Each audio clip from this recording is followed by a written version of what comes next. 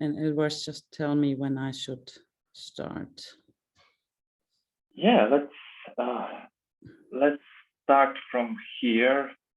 It's 7:03, and let's start step by step. So hello and welcome everyone. Thank you all for joining. We are happy to have you all today. And we're also a bit curious to know who you are. So those of you who have joined or are joining, if you could just drop in the chat your name, role, and location, that would be awesome. That would already help us to see who you are and who are we talking to, and how to also plan for the next events. Okay, so Berlin, Canada, Berlin, research operations, research, service design, London. Very nice. Very nice. Okay, so not only Berlin, not only researchers, mostly researchers. Amazing. Okay. Okay, product design. Amazing. Okay. Now it's our turn. Anna, please go ahead with the next slide. So who are we? So we are Anna, if you can, Anna, Dennis, Talia, if you can greet the crowd, and me. Oh. So we now form a Berlin ResOps community, and we are organizing this event. And we are not the founders, but we are continuing the work of the previous team of Johannes, Kira, and Michalina. I don't know if any one of you are here. If you are, do a quick greet. And they as well, they continued the work of the team before them. Now, this is our first event, but there is, of course, more to come. And the experience of today will help us think, what do we do next? How do we do? And you will help to shape both the topics and also the ways of the future events. Now, Anna, let's move forward. Yeah, so the topic of today. So today we have a topic about UX Playbooks, which is just another way to talk about research democratization. Yeah, just a one way and one strategy to approach it. Why such a choice? Well, pretty much because it appears as one of the topics of the days. This is what industry reports often would suggest, or impressions from podcasts or conversations with other professionals. And also the existence of our meetup is a sign and indication of that. And so now in many companies, there might not only be a single researcher, but a team of researchers. And more research is done in general. Many interesting questions emerge of how do we enable research? How do we strengthen shared practices? How do we divide responsibilities? And so many open questions, and many questions with potentially controversial opinions. And that's why for today we have a topic of UX Playbooks. And we will touch on different questions of what are the playbooks, how are they used, what are the potential benefits, also on the democratization of research and how the two connect and talk to each other. And Anna, let's move forward. And yeah, for today to address the topic, we have two amazing guest speakers, Josh and Grace. And they will share their experience in setting up UX Playbooks and give insights into what they did and what lessons they learned. And we all will have a chance to ask questions afterwards. So for that part, after the presentations, we will go to the breakout rooms. as we want to make the event as interactive as possible. So you can not only listen to the experience of Josh and Grace, but also have a chance to discuss your own experience, your own organizational context and problems, and how you have, or maybe how you would tackle them, and simply have a chance to share experiences and exchange ideas with like-minded people. So now let's move forward to our guests and our presentation. So super short, let me shortly introduce Josh. So Josh is currently a UX researcher at Miro, but previously also had experience at Hotjar, HP, and 26. And for today, Josh, you have a presentation with a very musical title, How to Go from Sporadic Jam Research Sessions to Continuous Orchestral Level Research. So sounds intriguing. And whenever you're ready, Josh, the stage is yours. Yeah, I will stop sharing. Yep, thank you. Yeah, hopefully I'm bringing the music that we were missing in the beginning. So let me share my screen, and I guess we can get it started. Just give me a nod or something to let me know you can see my screen. Okay. Okay. So yeah, thanks for being here. Look, I'm going to start with saying that I think nowadays the challenge is not anymore to convince companies to run research anymore, or at least not as much as it used to be in the past. In my opinion, share with Jared's pool in this case, what we need is to focus on making research happen more and more often. I think research should be happening literally all the time, to be very honest. And it's also easy to say, right? But how can we get closer to this state of continuous research? And look, I don't have the answer to that question, or at least not the final answer. And I faced this very same problem several times in my career, though, and joining as the only researcher and with literally nothing in place. So eventually what I did is adopted a metaphor, and this is where the title is coming from, to convey this transition process towards more continuous research. So to start with this metaphor, first, if you're lucky enough, all you see happening is jam sessions. And with jam sessions, I mean decentralized approaches or decentralized meetings to gathering the voice of the user somehow. So each person who in the organization run the research plays their own music, and some others might join them in rather improvised user sessions. I'm sure you're familiar with some of those. And then with the process, if we work in a process that unifies and centralizes how and when to run research, the jam sessions start to evolve into a sort of band. And in a band, as you know, you have better equipment and you know what you roll in the songs, the songs you're playing. And one could even argue it is much more synchronized, but not necessarily continuous yet. So more defined dates for concerts doesn't mean you're constantly hearing music in the background, right? So finally, in the orchestral level of research, a combination of tactical and strategic research conducted by both researchers and non-researchers, or people who do research, as we like to call them, are working simultaneously in building a shared body of knowledge. There is much more specialization of instruments and roles, and there is always at least a section of the orchestra or a team running the research to which others can join and build on top, right? So this is a little bit the playground of where we're gonna start this conversation. And even though like this sounds like very structured and good, I acknowledge that this transition can only happen under two assumptions. The first one is, of course, that the organization is willing to invest time and money in doing more and better research. Otherwise, you'll need to get back to evangelization mode, which I'm sure many of us have gone through at some point in our careers.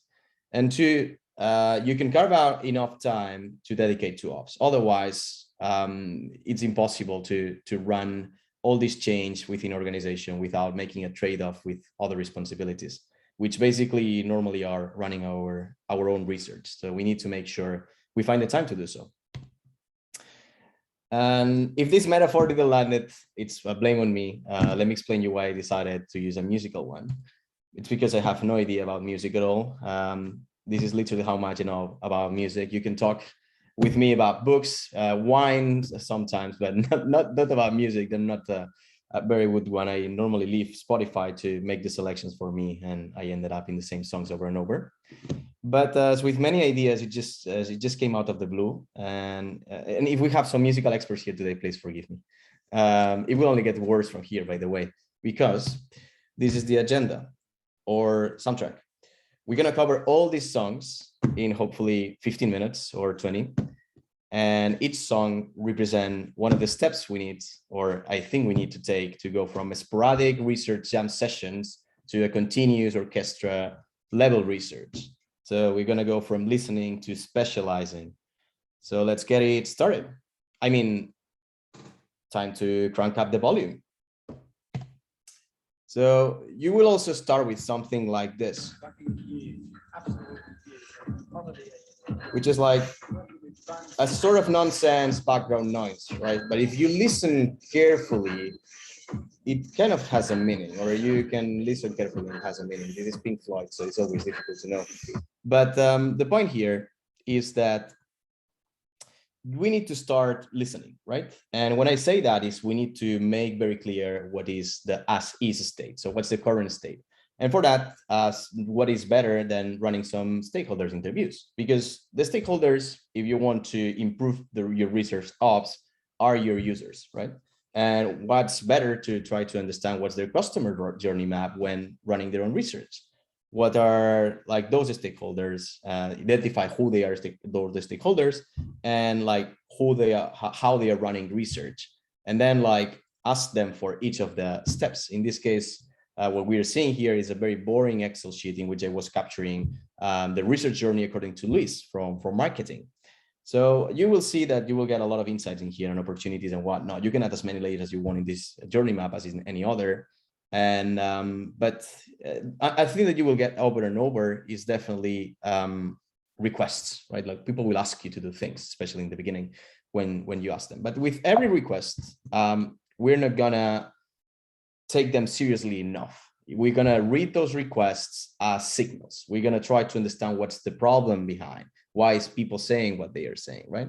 You might hear something like we need to centralize repository, which probably means I am struggling to find where the user evidence is sitting, or we're not paying enough for participating in research, which maybe means, hey, it's being challenging to, like find the right participants for the research.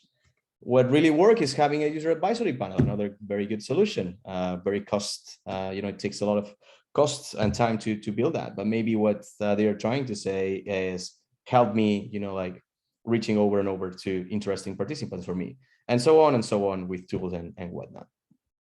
So once you have gone through these interviews, I was saying, what I did is create very specific tasks. And when I say specific, is aim to be like this task.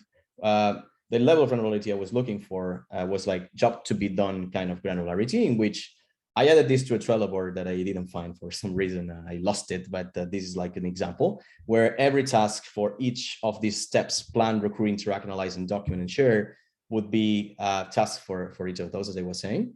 And you do it in a board, and it's obviously easier to classify in columns, add tags, people, and finally also move your cards to doing and done when you start tackling them. So that's for the first part. But now that we know what we need to do, because we've talked to them and we've identified, so we've talked to our users, so to speak, and we've identified which are the opportunities, we need to create a plan. So for this, what's better than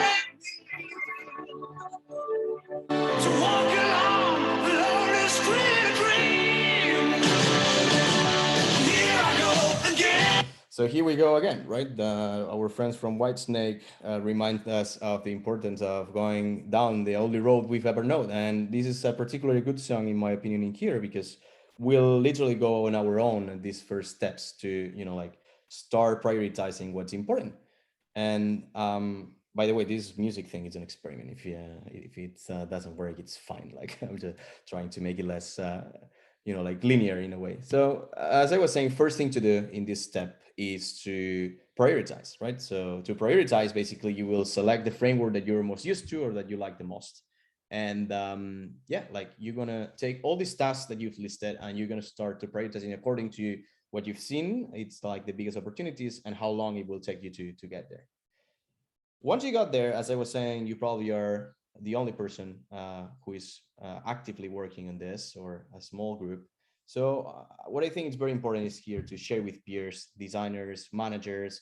You might feel at some points that you're going bananas, literally. So you never know when you are like thinking out of like what you're supposed to do. So getting feedback and direction at this stage is very important to like making sure that you are on the right track.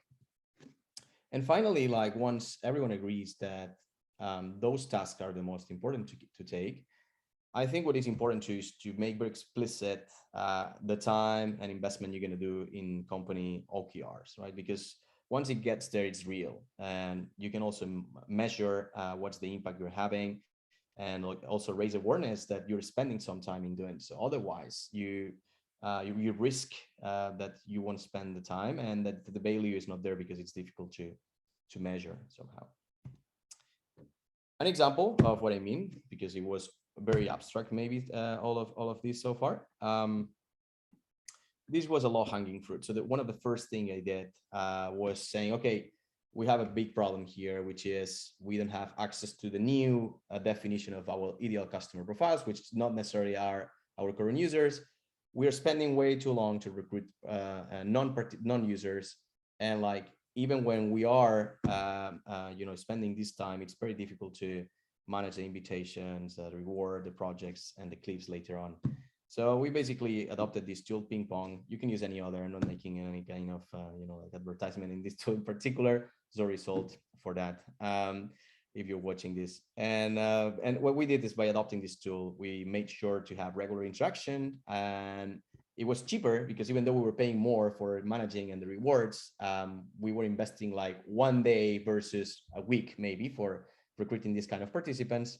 And then like it was a kind of Trojan horse, because like people start seeing a lot of value on like someone investing time and putting a process in a tool that helps them like running research on regular basis. So it was like more opening more doors to take on more challenging or long-term kind of tasks. We're gonna get back to Ping Pong, but now want to keep moving because I don't want to spend too much time on each of this. So far it's been a lonely road, as we were saying. So it's time to make it more collaborative.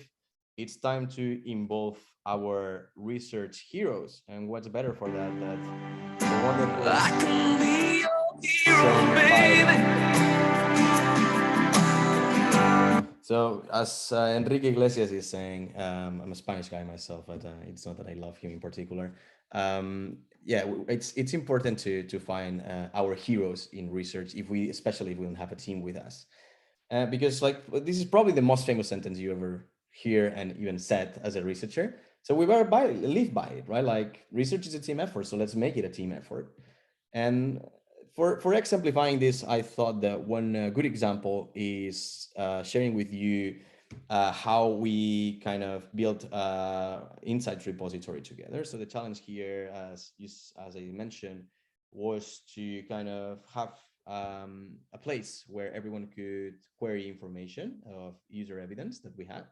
So this was a very big task, and we took some time to decide if it was worth investment. But it took around, if I'm not mistaken, a quarter to complete. But those who've gone through it probably know it's a daunting task.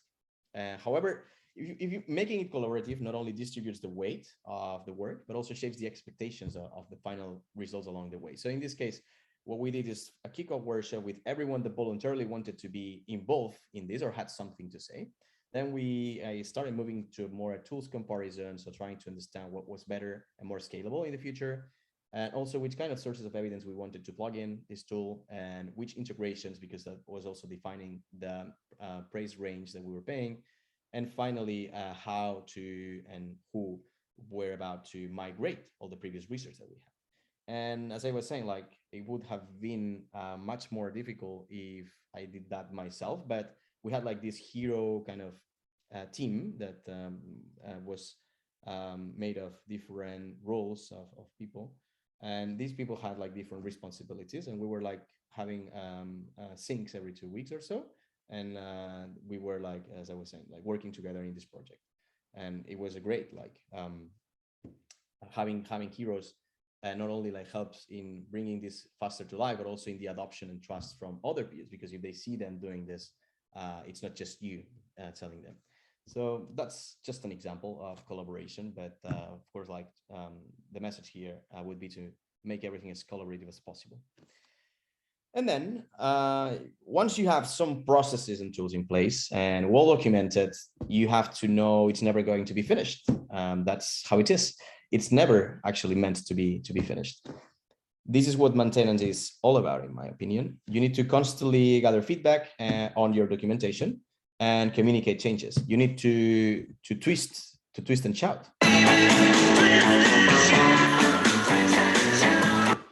So shouting is at least as important as twisting, following the Beatles in this, right? Like communicate every single change in every platform or in the channels you think are the most relevant, and onboard the people and making them autonomously on what you're introducing. It's as important as twisting and changing things to make them work better. So I'm going to focus on this second part of shouting, so to speak. So some examples of the power of communicating your documentation effectively. Let's take this example, which is external. This is a metaphor used by Vaseline, however it's pronounced. Incredibly powerful, what literally two leaves next to each other can convey. I don't even need to say a single word. It's just two leaves next to each other. So for my music metaphor, I could have just written it down, like even more, I could have not even written down a metaphor or use a metaphor and get very pragmatic about what we need to be done. 1, 2, 3, these are the tasks, and let's do it. That's boring. It's not exciting. It's more difficult to make people understand what's the goal and why you're doing what you're doing. It's not exciting at the end of the day. So it's very difficult to engage people on what you're doing. How different when we attach a fully operational process to a story everyone can understand. It conveys so much more, so much meaning. It would take you ages to describe without the metaphor. Just leverage existing meanings. They are there for a reason. So that's something that really helps, in my opinion. And why not taking a little bit of time to convey the story of what you're trying to achieve through a metaphor. The second example, interview best practices. You can attend workshops, you can attend trainings, read all the tips and documentation. There is plenty on the internet. But if they don't stick, you'll feel as insecure when eventually you're in front of real users as you were before. So what I did here is I partnered with a VP of product, research hero herself, by the way, and we had fun creating best practices video. It took us one day to write a whole script, and another day to record it in her place. So she's got a beautiful flat back in Barcelona, and we used that. And you will be thinking like, oh, this is very expensive or out of the box and whatnot, but I can assure you that the investment dwarfs the excitement and number of reproductions it got from our colleagues, compared to maybe like having a long documentation where you explain all the best practices and links to books and articles. Plus, you're building brand awareness too. So this is something that it's public and everyone can consume. And the third example of show, don't tell. If you're the only researcher your organization has, one thing is that you will need to face is that people are forced to trust you in a way or another. There is no alternative. It's you or no one. So sometimes, though, it's better to invite some practitioners from the outside, so they got a fresh approach to whatever you're working on. And it's easy and cheap. There are basically 4 steps. Invite someone in your network, any of you from now on, I guess, for lunch in exchange of a short talk on a Friday. Create an event in the calendar, invite everyone in your organization, offer free lunch. That's important. That's the hook. Create a Slido or capture questions somehow so people interact with the guests. And finally, most importantly, make your company pay for it. Convince them it's just lunch. In our case, it's true. We had like some, work from home allowance budget aside. So people were using that, but I'm sure that you can convince your company to pay for a few lunches. And again, like the return on investment on having some people from, like one of the best companies out there and super professionals and practitioners is super nice and really builds a user-centric mindset. Next, we are in the train now. And I'm aware I mentioned the trainings before, and it could have sound as I think they are ineffective. And don't take me wrong, trainings in Pro are extremely important to help people adopt and use the processes and tools you're bringing in my opinion. So you need to constantly remind them on what's available, correct wherever you're putting place, and redirect people to the right places. So let's take a closer look to training. Or how to get harder, better, faster, stronger. What I think is an extremely useful as a training is a one-time thing. So it's like if I expect you to learn to play one of the most complex instruments, let's say the oboe, by just sharing a WikiHow link and say, hey, just read this and you'll master it. Good luck. You will end up taking the DAG for an oboe, and boy, DAGs can bite your nose. So instead, I like talking trainings in plural. Let's take again, as I mentioned, ping pong as an example. To document how to use the tool, I leverage screenshots, checklists, videos and templates and diagrams on top of the initial presentation of, hey, we're adopting this tool for these reasons, and this is the process. This way I got not just an exhaustive documentation covering every angle of it and attracting people through different entry points and formats, but also I make sure that, every person reads through the documentation for in the fashion they want and for the reason they need. So if you really need to go through the process itself of how to use ping pong, you have a checklist. If you need to understand how to set up your profile, maybe you better have a video that's a tutorial and whatnot. So providing all these different kind of formats, it's always helpful to, help others understand how to use correctly the tool. I also thought, I know I'm not doing very good on time, but I promise we're getting to the end. I thought it also could be useful to briefly mention this article I wrote. So, but to follow with the musical metaphor, you can consider this a sort of YouTube ad in the middle of a song that you cannot skip if you wish. So if people who do research are our users, I was saying, then we need to make sure we don't just create documentation for them to actively read through only once in their life, but to continuously put them in contact with more passive and hopefully fun ways of consuming the very same information. This is part, what I'm showing here is part of what I call the TAPI or TAPI, or however you want to pronounce it. It's a framework for communicating research findings, but I think it's still useful in this case. And the idea here is that we don't just focus on one-time active effort from people to consume information, which can be like a documentation on a page, but also focus on ways that they can more passively, continuously consume this information. And again, the examples you will see here are related to how to share your research findings, but you could do like this very same exercise with documentation, as well as with the investment part. So make sure you're using the right kind of approach to documentation for whatever the purpose you want to achieve, and also like how much time you're willing to invest, and others can invest on going through that. Again, if you want to learn more, just feel free to go there. And yeah, to wrap the train part, I think what it's very, very important, it's that your documentation is actually not a one-time thing either. I think you always be capturing is important. So asking yourself continuously which questions you're receiving feedback in feedback channels, sorry, and if are they documented, and if they are documented, why do you keep receiving those questions? And if they are not documented, why are they not documented? Because probably what those questions are signaling is that there are some real life use cases you didn't account for when you were documented that are not in place. And it's only with use that you realize that this is important.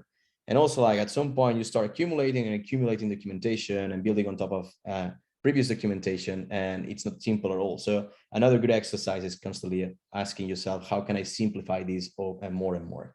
Because the last thing someone wants is to, like go through big documents that, like need to figure out what's the useful part for them. Now, we don't only have a process in place at this stage, but also we have people using the process and tools. So hopefully we've gained some buy-in. And at this point, Brittany got it right.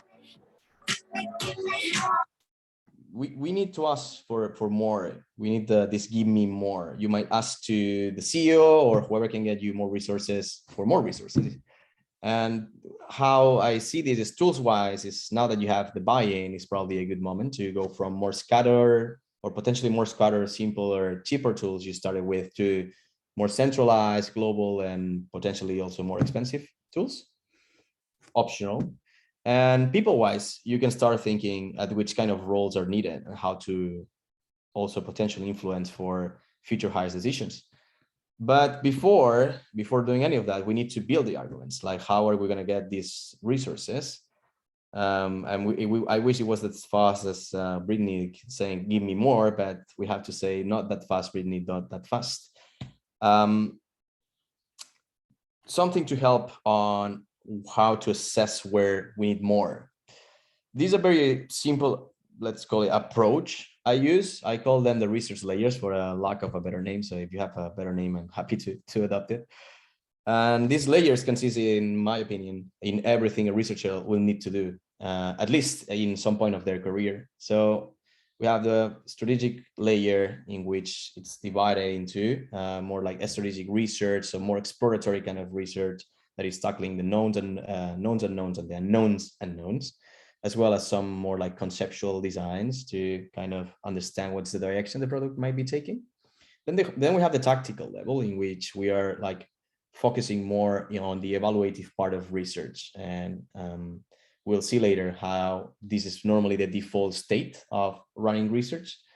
Then if we keep moving, we have the team level or the team layer in which we can fit in here like everything that has to do with ops because you're working for the team, everything that has to do with people management, and everything that has to do with collaborating with other teams that are customer facing, just such as marketing, customer support, data science, and whatnot. And finally, and not for being the least important, we have the individual layer in which it's the time you invest in yourself to become a better researcher, whether you're going to take the IC track or the people manager one. You always need to take care of yourself and improving, as well as taking care of others. So that's also something to consider. So an example of how to use this as senior researcher might focus or would focus more on strategic level and team layers. Well, maybe like in contrast, entry-level researchers will spend more time developing their individual skills and running more tactical research. So if you find that this is what is missing in your organization, this is the way or a way that it has helped me evaluate what's missing and what kind of people you need for helping. And once that's clear, another thing you could do is to create a hiring plan. And for that, I think what is important is to make the benefits explicit and shareable. And even though they might be very clear for you, they might not be clear for everyone. And at this stage, you're talking about money. So you want to make sure that the benefits are, very clear of what's the return of investment of bringing in more people on the team. Here, I, like listed some of them. So one of them is definitely being able to reduce uncertainty and being able to take better decisions. Then also like challenging the business-centric views with like the counterpart, which is more like user-centric. So creating this healthy tension. Another one is supporting these discovery initiatives that then won't naturally happen unless there is someone taking care of them and not just focus on the solution part of the problem. And finally, and connected to it is, like promoting or enabling actual innovation and disruption, because like with this kind of exploration is very difficult to, like come up with shifts in your product that will be truly innovative. And yeah, another element or another ingredient that really helps is keeping in mind what's the industry designer researcher ratio. So in this case, if we follow a normal Nielsen group, it's 4:1. So that's also a reliable source of information that you can use and to kind of build your argument of why you need to bring more people and how it brings value. And finally, once the team is in place, and if you're lucky or as lucky as Bach, you'll see this happening during the time you spend in that organization. So hopefully it's in a short time enough for you to experience that.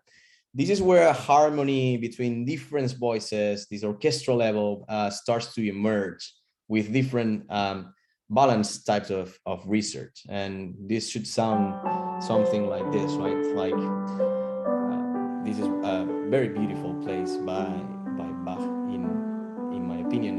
And you can see, like, sometimes it's just one note or a series of notes, but then you start having like more and more research conducted. Well, it's beautiful. I could just keeping it playing, but I won't. So yeah, like as I was saying, this is the last one. To keep this beautiful harmonic background music running, one need to take uncertainty, like this is like what I'm picturing here, like a whole range of uncertainty and how we normally to different level of uncertainty, so to speak, right? And we want to strike for the balance. You want to keep that cat tail or that metronome swinging. So if we go more to the right in here, what we have is what I call the dedicated studies, which are like more reactive, a little bit more on validation side. It's completely on the solution side of the problem. And this will help you, like in incremental refinement or changes. And normally this is the default. If you talk to someone who's just started doing research in their organization, this is what they will be focusing on most of the times. And the sacrifice or the trade-off is that they won't be focusing on like much more open-ended questions or in continuous studies that are like more into the exploration or problem oriented, and that will help in building just for the sake of keeping learning. So this idea of creating concepts on design or directions that might be just provocations for directions that the product could take, this wouldn't happen unless you focus your energy and your resources on this happening. If you leave research by itself with a no or few practitioners fully dedicated, in my experience, what I've seen is that we normally tend to rely a lot or to run a lot of more like validation. So definitely try to keep this balance on that. And again, hire for what can be currently reached. So make sure the cadence is continuous, but also that longer term strategic and more complex research is being conducted. And one thing that helps in this is identifying yourself, like which specific research opportunities in your organization you see, and build the argument around this. Like, hey, if we knew this, which we have no idea at all now, or just assumptions or running assumptions, it will be, unblocking us all that potentially, right? So you will be highlighting the importance of looking into those areas. That's the end. I hope you like my track selection and you took some learnings home as well. But yeah, I guess before I go, as in any decent concert, let me play the last song with your permission, the coda. So yes, they were introducing to you. The talk was about research playbooks after all. So I think it wasn't fair. I couldn't finish this without sharing with you how I organize all these I'm talking about in our research conference page. So you can see on the left that there are 4 basic sections. The first of all has to do with teams, the rituals, some helps for the new joiners, and yeah, like the evolution plan I talked about and whatnot. Then like there is like the core of it, which is the process. And as you remember, in the journey that I started in the very beginning, I was already making the distinction between these very 5 basic steps, and I wanted to keep that. And that's how I documented like everything one needs to do at each of these states and connected it. And then there is also like a whole section for tools, and that's just a way to list all the tools and how to access and who's the owner, and like link to the documentation and whatnot. And finally, resources, because we researchers normally deal with very interesting material content in terms of books, in terms of articles. So this is a way to keep it all in a single place and to link it to others. So yeah, now time to go. I heard the neighbor is getting angry. Maybe the sound was so high. So were we that loud? I wonder. I don't think so. But yeah, thank you. You rock. Passing the mic to Grace.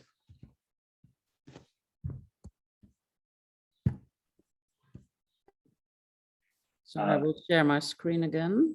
Do you see my screen? Perfect. Ilvars, do you want to take a... We're very short. I know.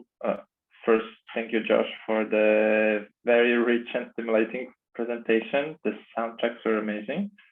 And yeah, before we go to Q&As, let's do both presentations in a row. So Grace, you go ahead. Maybe before we wait, a few words about Grace. I know you're gonna have some intro about yourself as well, but yeah, Grace is a program manager at Wealthsimple. So you're basically helping to make financial services simple, transparent, and low cost. And I know that before that, for several years, you were also working in the field of refugee advocacy and human rights, and that has shaped your research practice and approach to ops. So I'm looking forward to the presentation. Thank you so much. Okay, great. Yes, thank you. So yes, hello everyone. Guten Abend. That is the extent of my German. My name is Grace Wu, and I'm the program manager for research operations at Wealthsimple, which is based in Canada. So before I get started, I just wanted to thank Igvaz and the rest of the Berlin Research Ops community and my friend and former colleague Dalia for inviting me to speak today. I love Berlin. I was there in November. I hope to be back again soon. And I know that there's a thriving and a really vibrant tech community there, and I'm really honored to join all of you today. So I hope that what I share today is useful in your practice, and I love to stay connected. So please don't hesitate to reach out. Also, before I continue, I'm recovering from COVID, so I might be coughing a bit throughout the presentation, but I have a huge thing of tea with me, so please excuse me. Right, so the next slide, please. So I wanted to start a discussion today on playbooks about talking about the strategic value of UX research for product design and for product development. So on every team that I've been on, UX research is fundamental to guiding product design throughout the product development lifecycle. So whether that's formally acknowledged through a team's product development process like a playbook, or if it's acknowledged just by the product managers, the designers, product marketing, listening to customers, clients, and users, and understanding what they need is a strategic value, and that's recognized by all parts of an organization. So you see there's of course the great one, we are not the users, we have to talk to our customers and our clients. And Paul Graham is a VC, I believe he's at Y Combinator. Next slide, please. But the reality in many organizations, and it's certainly the case in my experiences, is that we usually don't have the luxury of being staffed with a UX researcher for every product team. And yet product teams need to learn quickly about our customers, and we need to make the product and design decisions early on so that we know what to build for. So in short, we need to increase our learning speed, our learning velocity, and our ability to make the right decisions at the right time. And one of the most valuable, impactful areas of work that research operations, I believe, can provide for UX researchers and to product teams is to help build this infrastructure and the framework that scales and amplifies the impact of research across an organization. And in my experience, one of the most important places the research ops program can do and can work in is by actually turning to the product development process and to build a framework on top of that, and then build a playbook on top of those processes. Next slide, please. So a little bit about me.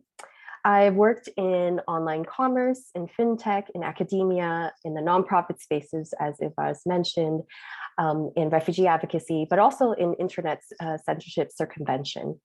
And in all of these places, I leverage my background and training as a qualitative researcher in social sciences in order to develop the research systems and operations that facilitate and scale research across organizations.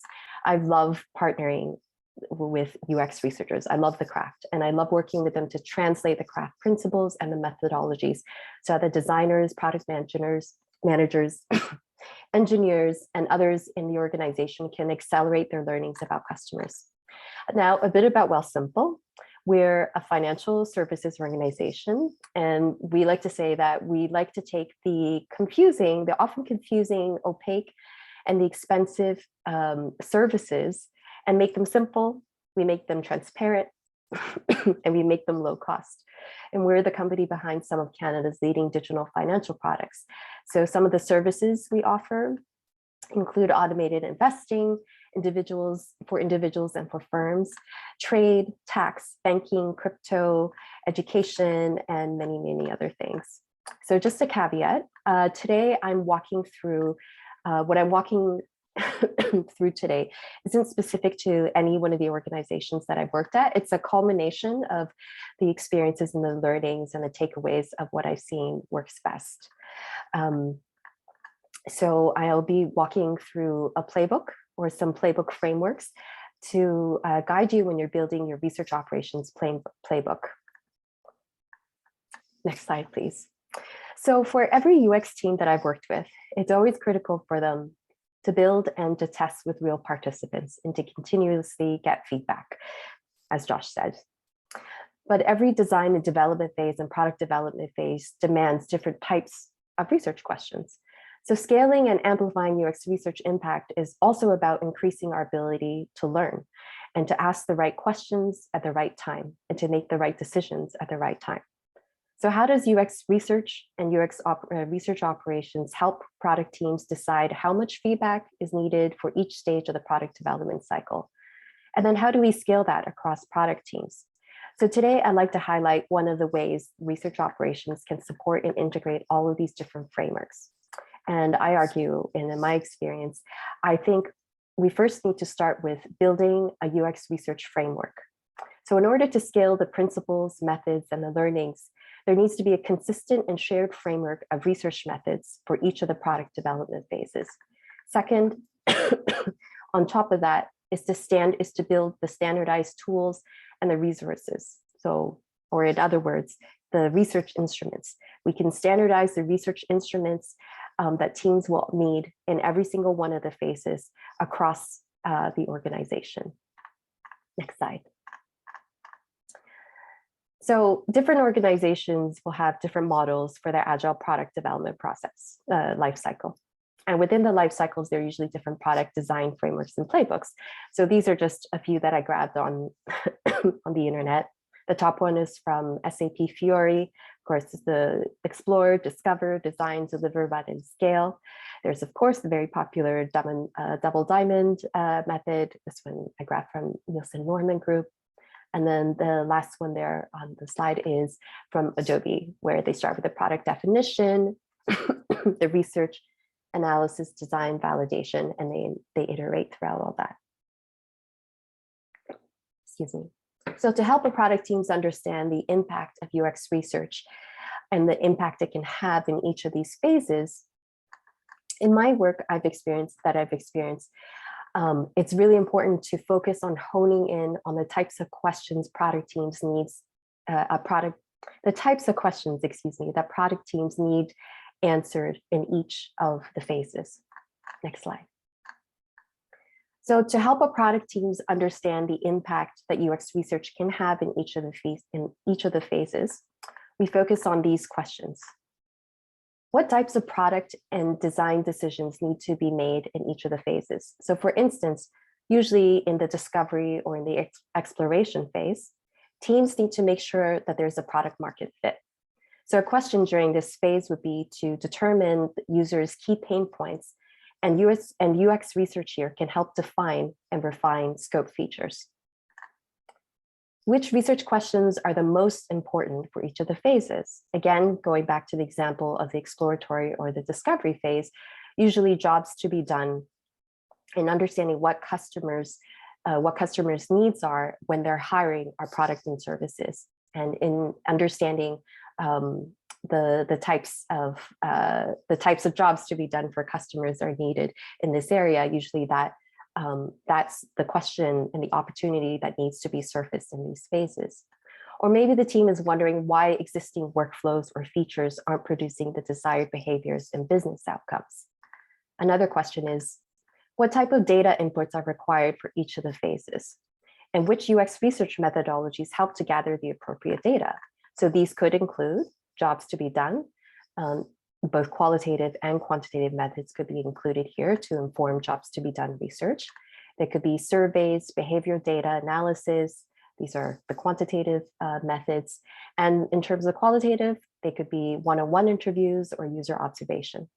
And if the design phase requires decision-making about usability and detailed experience design, then the research methodologies here are related to helping designers and product teams validate new design concepts, or maybe it's to help them evaluate between design options. And then based on that, what are the research methodologies and what are the tools and the self-serve resources needed for each of the phases? So if we know that we need to help teams spin up unmoderated usability tests, then what are the tools available in your organization that they can use? What are the research plans? And what are the usability scripts and the note-taking and observation templates that teams can leverage? Maybe you've already built them. Maybe they've already been built and they've already been shared, but you need to surface them and help the organization socialize that. And how can product teams contact and recruit customers? My favorite topic. And how do you segment customers and audiences? Next slide, please. So this is a very rough idea. I'm not a designer. So this is a very rough idea of what the UX research framework looks like that I've used to help build out the ResOps Playbook. So here it highlights a particular phase, the key questions, the key data inputs that are required for each of the product and design development phases, and the methodologies that help to surface them, identifying the research questions that UX research teams can help the product teams cover. And then here, the most important for research ops is to identify the tools and the templates. So by having a consistent and standardized research framework for each phase, we can show the impact of UX research and how it helps teams to learn and to make decisions in each of the product design and development phases. So for instance here, sorry, I forgot to cover this example. Perhaps in one of the phases, we've actually, or what I've actually done is to pilot an unmoderated testing toolkit. And then for another phase, we're also developing a concept feedback interview toolkit, and then another one for client feedback calls. Next slide. So now that we have a standardized UX research framework, which is derived from the design and product development playbook, we can prioritize which types of tools and resources need to be built, mapped out, and included in a research ops playbook. So for example, we've piloted different, as I mentioned, we've piloted different versions of an unmoderated testing project planner, which lays out the different phases of research. So here, every organization has identified it differently. This is one of the ways, one of the templates and the tools that we use for training. So each phase now in the research ops playbook highlights all the templates and tools or the research instruments that are needed for the unmoderated usability testing. So we have research plans for people to leverage. We have sample scripts. We have the pathways on how to recruit different types of customers, and then how to leverage note-taking templates. Next slide. So for the learnings, I've tried to hone in on the top 3 things. It was hard to bring everything down to this. But what I think is most important is to remember our goals. Remember that the aim is for learning velocity and to help the organization get exposure to customers, to clients, and to our users. So for research ops, this means we should always be looking to streamline and to standardize the resources that would make the most impact for UX and product teams. The second one is with self-serve resources. We're always walking a fine line between being overly formulaic and simplistic, and also remembering not to be complicated in translating the craft methodologies and principles. So we need to keep these methods and processes simple, but also meaningful. So this means consulting and getting feedback all the time from UX researchers, designers, PMs, leaders, about how well the tools are working within the context of the playbook and in their phases. So I've experienced in my experience, office hours helps us keep the pulse on how the resources are being received. And then finally, always remembering that playbooks and resources should prepare product teams for operational realities. So for instance, is accessing customers and clients, an operational challenge within the organization? So for example, sometimes teams, and I've experienced this a lot, sometimes teams are so interested and so excited about talking to customers that they'll skip a few steps when they're trying to contact customers. I call this going rogue. So we've made guidelines and trainings to reflect these realities, and then negotiate and to talk to other stakeholders outside of product development and outside of the UX team to make sure that these guidelines and these parameters are being honored. All right, so that's it for me. We're almost at the end of the hour, but that's it for me. Thank you so much. And I'll hand the mic back to Ilvaz. Thank you. Amazing. Thank you, Grace. So let's now use the next minutes to open the floor or the mic for questions. So if you have any questions, just go ahead, unmute yourself and shoot, and probably mention to whom is the question, to Josh or Grace, or maybe both. So any volunteers, any brave volunteers?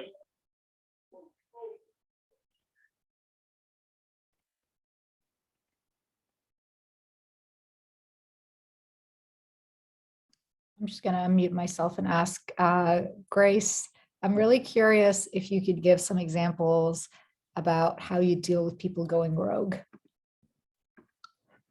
Something I've never seen. You had to, eh?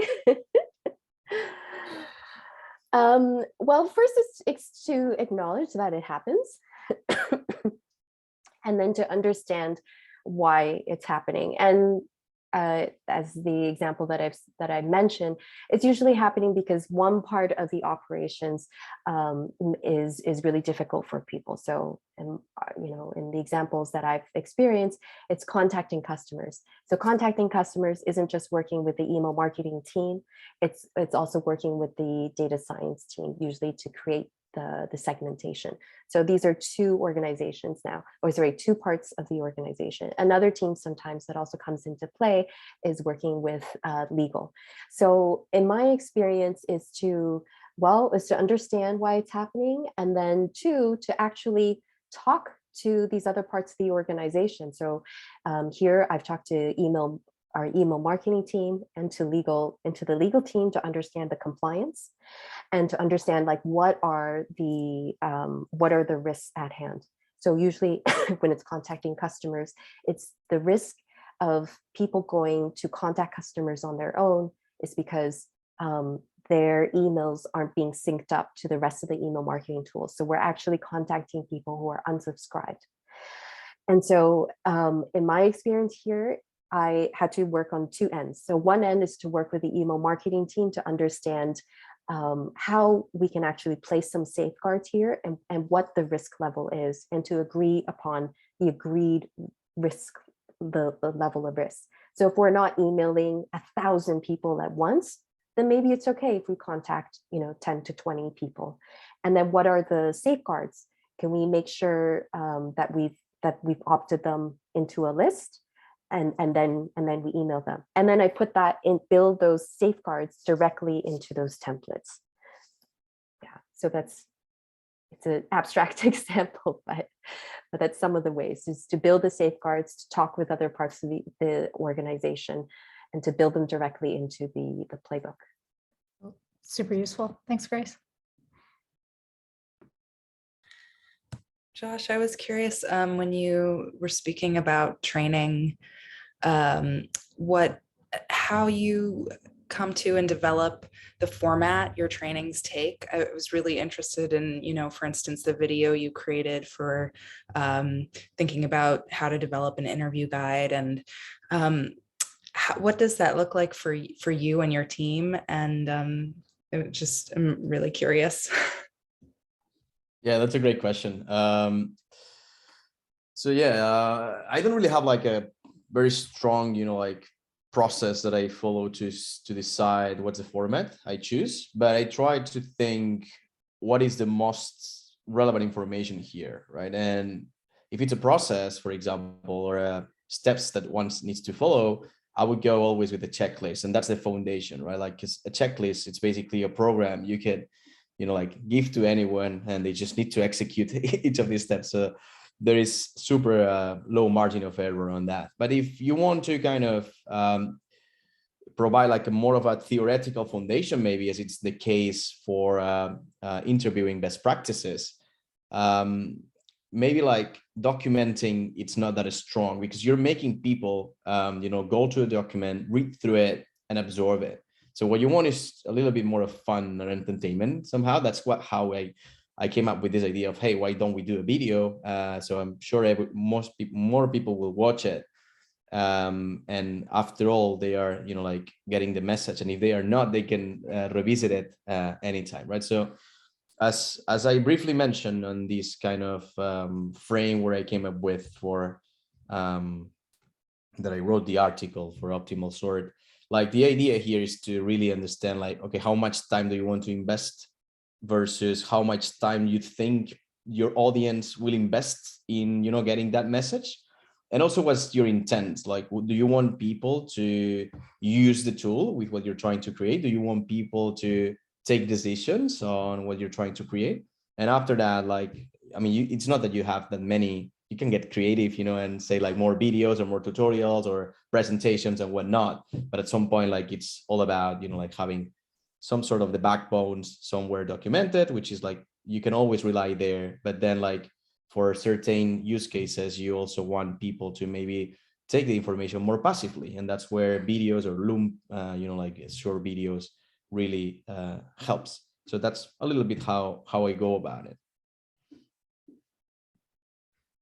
I hope that answered the question.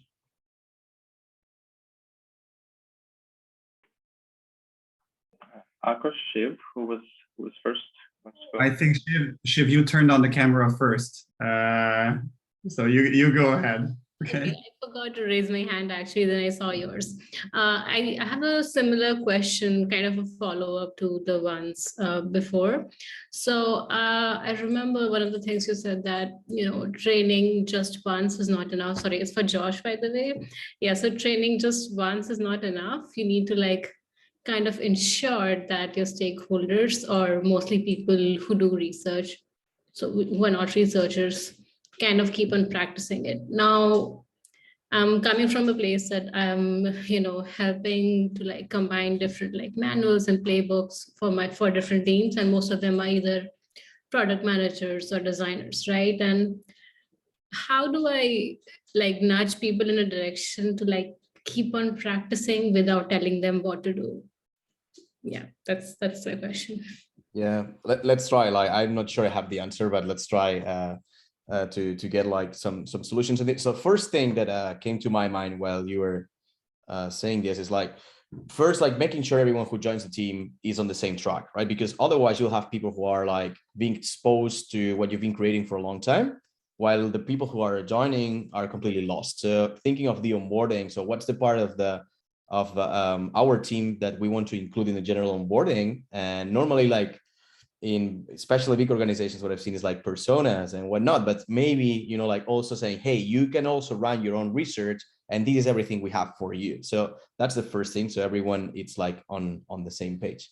Second is like creating people who are like focal persons. That's also something that worked for me. Not just they come to you, but if you can have like someone who, can help people on recruiting, and this person is a product manager, while someone is helping on, I don't know, analyzing, and it's from the design team, that also kind of helps you diversify, like yourself, and also feel like makes this create this feeling that if you're a designer and if there is already a designer that is taking part on research, you also want to do that, right? So it's easier for them to kind of feel empathy or to copy what others are doing in a way, right?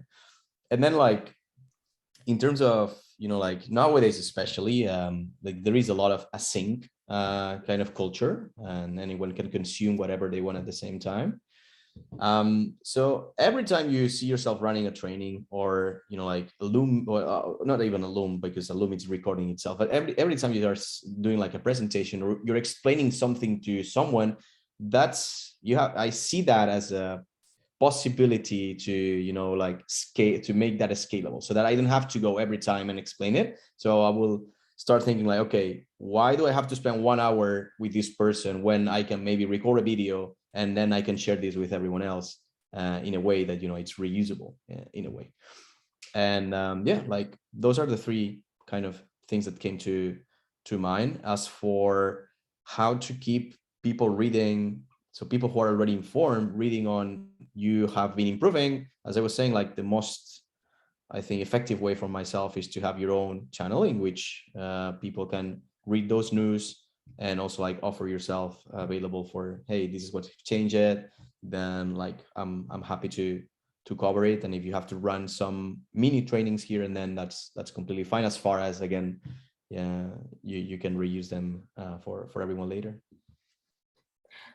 Yeah, I just wanted, much. Yeah, this was really, good points. I have a lot to learn here. I just wanted to add to that. I think in my experience, it's been really trying to emphasize the impact of that UX research can make in each of the phases. So for me, as I said, developing that framework, is it developing the framework really standardizes that type of knowledge and it socializes and just makes it easier. I think, obviously for UX researchers, subject matter experts, there's so many different methodologies and reasons, for UX research in each of these phases, but to socialize it with product teams for people who don't do research, is to say, okay, in this phase, we need to explore, we need to surface opportunities and this is what UX research can do. In this phase, we need to help validate new concepts. Or do you actually need to help people evaluate between different designs so that they can make decisions? In my experience, is always for product teams, it's always about the speed of learning from customers. So if you can, hone those and kind of package all those different types of methodologies and the impact, it's not about the methodologies, it's about the impact that those methodologies can have. And to make that really clear and to standardize that really helps to communicate that across the organization. Yeah, thank you so much, Grace. Okay, cool. I'm going to ask something, but so background, I skipped parts of the presentations because I was taking care of my daughter. So I'm hoping I don't ask something that was already explained. My question is, democratizing is like, you can look downwards, but like also what is represented in terms of values from the management and practices, it has a lot of impact on how people behave in other parts of the organization, and if they're supportive of like democratizing consuming insights. And I was just wondering if the two of you, Grace and Josh, if you worked in an organization where you had on the management level people who weren't like 100% supportive of it, or they just gave different priorities to their teams. So at the end of the day, the PMs, designers, other people didn't have time. So even though like you tried to democratize, you tried to spread the word, you were bumping into this barrier of the higher management. Yeah, I'll go for it. I'll jump in there. Yeah, that is definitely always a challenge, and it's definitely not easy. But I think this is the reason why I developed a ResOps playbook that was built on top of the product playbook, and to look at those phases. And then because I did that, I can now build OKRs that move up and that show how research ops and research democratization is actually in support of the product organization's main goals. And one of the ways I do that, again, is to think about not the methodology, but the impact. Where in each of the phases are leadership asking teams, product teams, to talk to customers, to understand customers, to reach out to them? Because that's, I think, where UX research impact can really make an impact, and where research ops can make an impact. So that's why I built I look to the product development playbook and to other parts of the team's playbook, and then to build on top of that, to build the OKRs on top of that, so that we can always like link it back to their goals and priorities. I don't know if that makes sense. Absolutely. Thanks. If anything to add, basically like what Grace was saying, talk their language, right? So impact means for them most of the time metrics, numbers. So, and it's very difficult to measure, you know, like the impact of user experience, but something that I think it's like a problem that we don't really deal with very often is that we assume that because we find that those people in the exec level like really reject research, we assume that it's because they don't really see the value of talking to customers. But actually, if you read the books that those people are reading, like the first thing they're telling them is talk to the customers, right? So I don't think it's that they really don't want to talk to customers, is that they don't really see when and how this can happen. So something that has worked for me in the past is trying to say, look, we're taking this, so really linking the decisions that we're taking to evidence. So in company-wide presentations, especially, so you don't have to maybe share the whole report, but if the PM or whoever is sharing like the changes that are being made, and then they can attach that to a finding, you're building this muscle in saying, hey, we're taking this decision because not only we listen to, you know, like the direction that the business is taking, but on the other hand, we also have evidence from the user. So you're building this muscle, as I was saying, of customer centricity. And if you can also like add on top of that, like at some point start documenting how things used to be or how it might have happened in the past, that decisions were taken without taking the user in mind, and how different it is when, you know, like doing so, and you can add like which were the changes and why they were taken. That's, I think, like ways in which you're helping execs that don't really see the value in seeing the actual value and how to do it, which is not like, you know, like that far-fetched, so to speak. It's something that it's very ingrained in nowadays, and thanks to, you know, like the work that Grace and the ResOps practitioners are doing, like available for more and more people, which is like makes it like you know, like easier to conduct research. So yeah, again, not a very, you know, like black or white response, but things that I've done in the past and could help. Yeah, thanks. Good inspiration from both of you. Thanks a lot.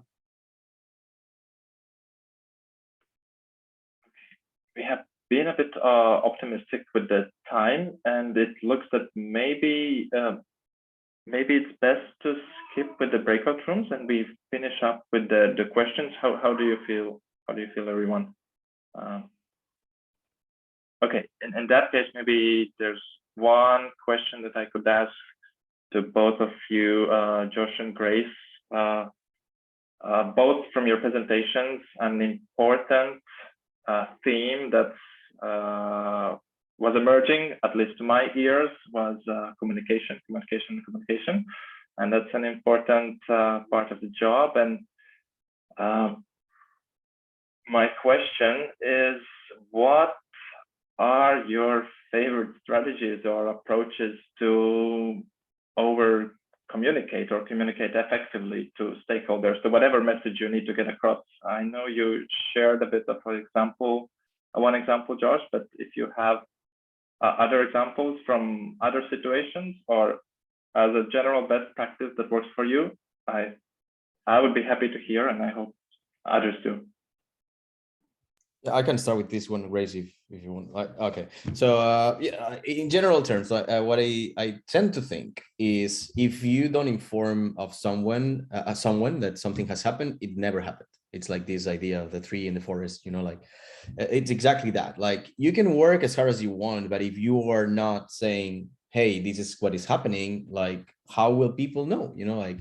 And that's why I put a lot of emphasis on the twist and shout part. It's not just twisting, it's also shouting, right? At least at the same level of energy. And yeah, like I think the best approach, or at least the approach I take that worked best for me, is what I was saying, this kind of quadrant in which you take into account like how much you want the person to invest on time. So it's more passive. Is it the video kind to, like you get exposed to the information, or is it more active in which you have to go as a user and read it? Because let's not forget, like those are our users now. And then like there is also this kind of idea that it's one time versus multiple times or continuous, right? So, and I think we get stuck pretty often because it's the easiest with one time kind of active type of documentation. Let's say Google Docs, Confluence, and what's not. I'm not saying that doesn't have to exist. I'm saying we also need to buy at least entry points that are a little bit more passive in the ways of consumption, and like not just one time, something that you can reuse over and over and make people come back continuous, so that people really understand what is going on. And the very basics, of course, is informing everyone of what's going on and trying to make them understand what is your mission, what is your goal. So if everyone is onboarded on what you're trying to achieve, and every time there is a change, you use the channels that your company uses for news, that everyone is going to go there, that's a very good starting point. Because you make sure that people is reading it and commenting it, and if you're receiving questions and feedback, that's also important. And also like listening to the questions you're getting. I think that's a very good signal. So as I was saying to, like, if you receive over and over the same kind of question, I would start thinking like, why is people asking me about something that is already documented? Or why I'm not documenting this? Or why did I announce this like 2 days ago and people keep asking me about this? That's maybe a signal that it didn't land it. And it's a way of, or a trigger for you to start thinking of, hey, maybe I should change this because not many people has gone through it, or whatnot. So I hope that helps. I think that I don't have better examples that than the ones I gave in the presentation, but I'm sure Grace has some. Those are great ones, Josh. So two things come to mind, and they both start with C, so that's good for me. First one is cadence, and the second is celebration. So cadence, just making sure that you're regularly communicating and on the channels that the company goes to look at. So for us, what I've started to do is actually to create not just to talk in the usual user research Slack channels. I've created a channel for each of the toolkits so that people can go in and ask questions, and then I post in there every Friday, or you can do with whatever cadence, maybe every Wednesday, because that's usually when we have our no meeting or our maker days on Wednesdays. And the other one is celebration. Is to actually celebrate when people have finished something and to share things out. In another company I was at, we used to give out unicorns to celebrate when people have, accomplished something that's like really impactful. I love that. So every quarter I would give just a whole slew of unicorns, and everybody on their teams would see that, and they would also celebrate that. So I think cadence and celebration are really keys. Yeah.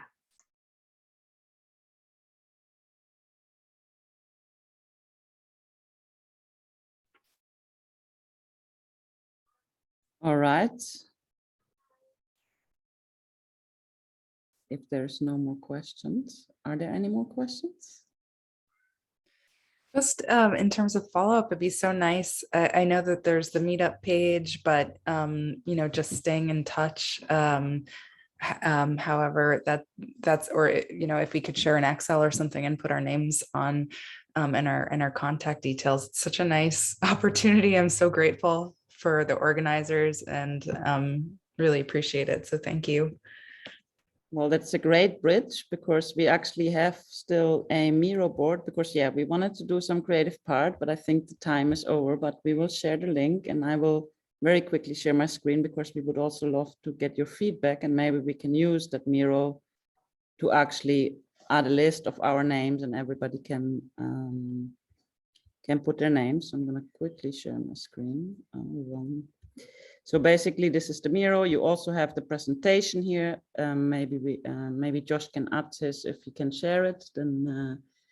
Then we have both presentations here.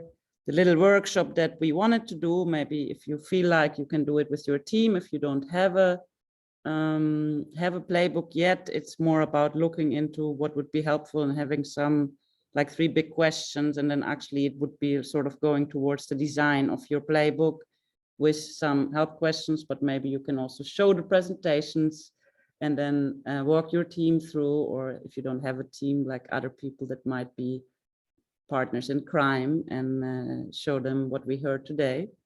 And then what we would like you to do quickly is to give some feedback here, basically, from this meetup. I know we're very little now, but if you do could take 1 or 2 minutes to tell us what you think, what you like, what worked well, and what we could do differently, and maybe things that you are interested. There are already some things, but things that you are interested, you would like to hear from us. And Ilvars, do I have to add something, or is there something to?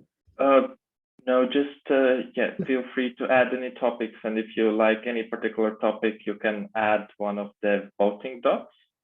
And as we wrap up, I want to mention one more thing. Some of you might already know, but tomorrow there is a big event in New York, which is a ResOps conference. The tickets have been sold out. Also, the free tickets to watch the recordings live are not available anymore. But they gonna make all the presentations and talks available to public later. I don't know exactly when, but it's a great opportunity. So here I'll just drop in the chat the link to the conference, so you can see the topics, the speakers, and from the learners, then you can also follow up when they appear in the public, and we can try to post some of the repost some of the most interesting links also in the LinkedIn group that we have. So that's one way that we can keep in touch and spread the interesting topics and updates. I also posted the link to the Miro in there in case you do want to leave us some feedback, and maybe we can quickly, well, we have also indeed the LinkedIn group, and on the meetup, it's also a way to share your emails, but if you prefer it here, we could make another box where you can. Pardon? Oh, we need to enable, at the moment, it's not public to everyone. Is that what you're suggesting, Grace? Okay. Can some of our Miro people help us out with that? Yeah, if you go to share in the top right corner, and then on the 3rd row, anyone with the link where it says no access, you can change to, oh, okay, it's because you don't have like a full license. So, oh no, actually can view is fine. Can view is fine. Yeah, so everyone will be able to see it but not contribute to it. So if they want to reuse it, they can just copy the components onto a board that they own and play around with it. Then you need it for feedback. Okay, tell you what, I'll recreate it in a Miro board that can be shared publicly, and then we'll post it in the meetup group afterwards in the comments. Sounds good. Well then, thanks so much everybody for joining, and thank you so much for the super nice and interesting presentations. I will definitely take some tips for my own work. And yeah, have a nice afternoon here. It's very sunny. Evening. Thank you so much, everyone. It was nice to meet everyone. Thank you all. Thanks for joining. Bye-bye. Thank you. Bye.